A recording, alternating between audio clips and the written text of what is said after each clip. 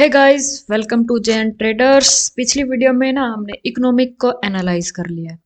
Economic को कैसे analyse करना है, कहाँ से एनालाइज करना है, वो सब पिछली वीडियो में बता दिया है।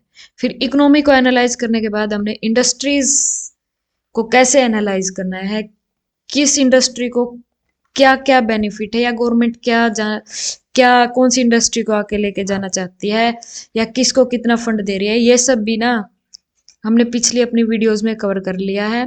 ठीक है, अगर आपको वो वीडियो देखनी है तो नीचे डिस्क्रिप्शन में लिंक है, वहां जाकर ना आप हमारी वीडियोस को देख सकते हैं।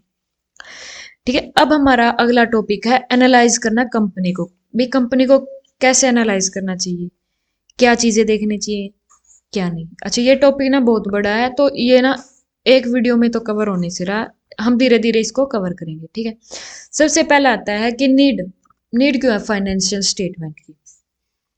ठीक है, अब फाइनेंशियल स्टेटमेंट की नीड क्यों हमें, जो देखो ऑल इन्वेस्टर हैं, जो लार्ज इंस्टीट्यूशन है, प्राइवेट है, इंडिविजुअल है, उन सबको इन्फॉर्मेशन चाहिए भी कहाँ बाय करना है। ठीक है, और हमारा एनालिसिस क्या बोलता है कि जो भी हम शेयर ले रहे हैं ना, उसको बाय करने से पहले हमें एनालाइज कर लेना चाहिए।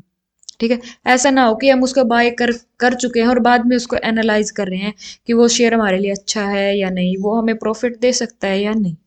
इन सब को हमें पहले से ही एनालाइज कर लेना चाहिए। ठीक है, अब क्या होता है कि इन्वेस्टर के पास ना कुछ लिमिटेड इन्फॉर्मेशन ही होता है, वो कहीं पर जाकर ही अपनी इन्फॉर्मेशन प्राप्त कर सकता है कुछ साइट्स पर। ठीक है, बहुत से इन्वेस्टर क्या करते हैं, कोई न्यूज़ जैसे कि मनी कंट्रोल हो गया, investing.com हो गया, वहां से न्यूज़, कंपनी की न्यूज़ प्राप्त करते हैं। कई होते हैं जो हमारे जो एनएससी है या बीएससी है, उनकी साइट पर जाके न्यूज़ प्राप्त करते हैं। कई लोग ऐसे होते हैं जो कि कंपनी कंपनी की जो पर्सनल साइट होती है ना, वहां जाकर न्यूज़ को एनालाइज करते हैं। ठीक है, स्टडी करते हैं। एक्सचेंज की एक्सचेंज जो भी कंपनी होती है ना, अपनी जो भी कुछ भी अगर उसे चेंज करना है, वो सबसे पहले ना इन्फॉर्मेशन कहाँ देती है, एक्सचेंज को देती है। और एक्सचेंज ही उसे कहता है भी आप ना पब्लिक को अपनी ये न्यूज दे सकते हैं। ठीक है, अब आता है कि एनुअल रिपोर्ट। हर कंपनी को ना अपनी एक एनुअल रिपोर्ट देनी होती है। ठीक है, अब एनुअल रिपोर्ट वो तभी देती है, पहले वो एक्सचेंज को देगी और एक्सचेंज फिर उसे कहेगा कि आप इसको पब्लिश कर सकते हैं।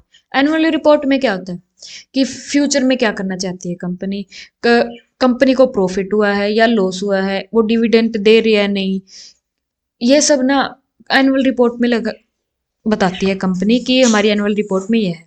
क्या क्या होता है एनुअल रिपोर्ट में, क्या होता है डायरेक्टर की रिपोर्ट। सबसे पहले थे डायरेक्टर। डायरेक्टर की रिपोर्ट में क्या होगा कि डायरेक्टर का ना इकोनॉमी के प्रति, इकोनॉमी को कैसे देख रहा है, पॉजिटिव में देख रहा है, नेगेटिव में देख रहा है, इकोनॉमी का क्या इम्पैक्ट उसके बिजनेस पर पड़ रहा है, अपनी कंपनी पर पड़ रहा है। ठीक है, फाइनेंशियल परफॉर्मेंस क्या रही है कंपनी की, जो डायरेक्टर रिपोर्ट्स में होती हैं, या फिर वो अपने कंपनी को कहाँ बढ़ा रहा है, कितना एक्सपेंड करना चाहता है कंपनी को, मॉडर्नाइजेशन के बारे में होगा। ठीक है, और डायरेक्टर ना अपनी रिपोर्ट में डिविडेंड को भी डिक्लेयर कर सकता है। अब आता है ऑडिटर रिपोर्ट। ऑडिटर कौन होता है, ऑडिटर होता है कि कंपनी में ऑडिट करते हैं कि भाई कंपनी कोई लॉस में है या फिर किस वजह से लॉस में है। ऑडिटर में ये होता है कि सब कुछ पता होता है कंपनी के बारे में। ये लगा लो कि ऑडिटर, जैसे कोई भी कंपनी है ना जो पहले इंसॉल्वेंट हुई है यानी कि दिवालिया घोषित हुई है ना, उनका अपना पीछे जाकर रिकॉर्ड देख सकते हैं। उससे पहले ना ऑडिटर, उसको इंसॉल्वेंट होने से पहले ना ऑडिटर रिजाइन करके चले जाते गए हैं। क्यों? क्योंकि उनको पता चल चुका है कि कंपनी में अब कुछ बचा ही नहीं। ठीक है, अब ऑडिटर क्या करता है, ऑडिटर को की रिपोर्ट ना हमें ध्यान में रखनी चाहिए। ऑडिटर की रिपोर्ट से ही पता चलता है कंपनी सही में प्रॉफिट में है या नहीं है, लॉस में तो नहीं है कंपनी।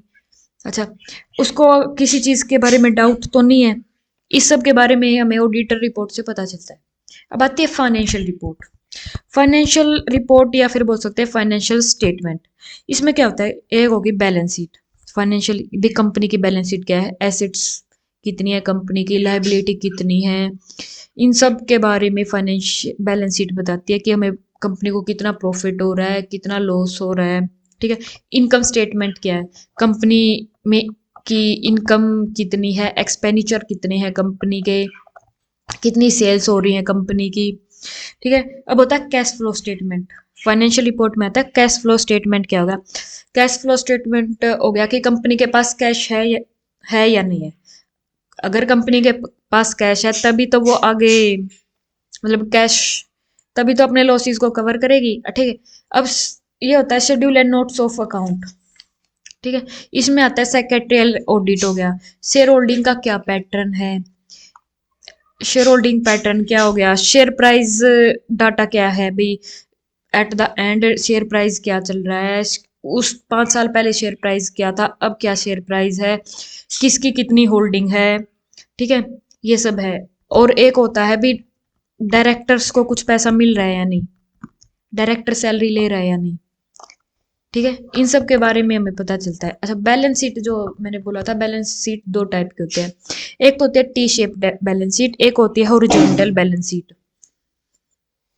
ठीक है। जो हॉरिजॉन्टल बैलेंस इन सब के ना हम अगली वीडियो में कवर करेंगे, ठीक है। आपको हमारी अगर ये वीडियो पसंद आई है तो लाइक करें, हमारे चैनल को सब्सक्राइब करें और हमारी वीडियो को शेयर करें।